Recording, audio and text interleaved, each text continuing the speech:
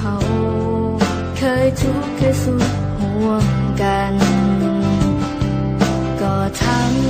ำให้ใจสั่นและอยากจะหวนย้อนวันเวลากลับไป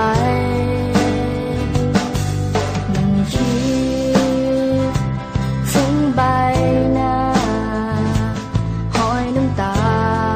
หอยยิ้มที่เคยได้เห็นคิดถึงชีวิตนักเรียนมัธยมที่เคยเป็นและบอกเคยลืม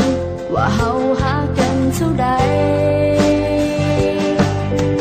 ห่างกันแสนไกลหัวใจยังเหมือนเก่าห่างกันเท่าใดหัวใจเฮาเหมือนเดิมห่างกันแสนนานความคิดถึงที่มีนับวันยิ่งเพิ่มเติมให้รู้ว่าเฮายังบ่ลืมกันและนับจากวันนี้บ่ว่าจะโดนเท่าใดจะให้สัญญาต่อกันว่าจะเก็บเอาความทรงจำของเฮาไว้ในหัวใจจะเก็บมันไว้และจะเป็นกำลังใจให้กันเมื่อวันต่อไปถ้าเจ้าอาจต้องเสียใจหรือเจ้าต้องมีน้ำตาคอยนึกถึงความทรงจำของเฮาในวันที่เฮาเคยอยู่เคียงข้างกันและมันยังคงจะเป็นแบบนั้นตลอดไป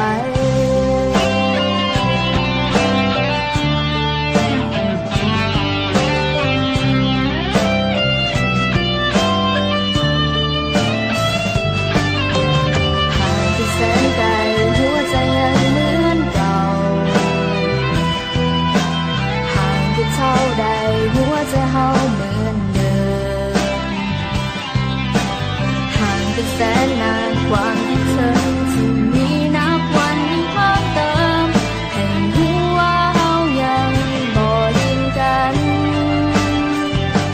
และนับจากวันนี้บ่ว่าจะโดนเท่าใดจะให้สัญญาต่อกันว่าจะเก็บเอาความทรงจำของเฮาไว้ในหัวใจจะเก็บมันไว้และจะเป็นกำลังใจให้กัน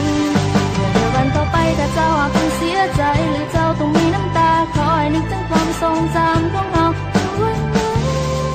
ในวันที่เฮาเคยอยู่เคียงข้างกันและเฮายังคงจะเป็นเพื่อนกันตลอดไปและนับจากวันนี้บ่ว่าจะโดนเท่าใดจะให้สัญญาต่อกันว่าจะเก็บเอาความทรงจำของเฮาไว้ในหัวใจจะเก็บมันไว้และจะเป็นกำลังใจให้กันเมื่อในวันต่อไปถ้าเจ้าหากต้องเสียใจหรือเจ้าต้องมีน้ำตาคอยนึกถึงความทรงจำของเฮาเมื่อวันนั้นในวันที่เฮาเคยอยู่เคียงข้างกันและเฮายังคงจะเป็นเพื่อนกัน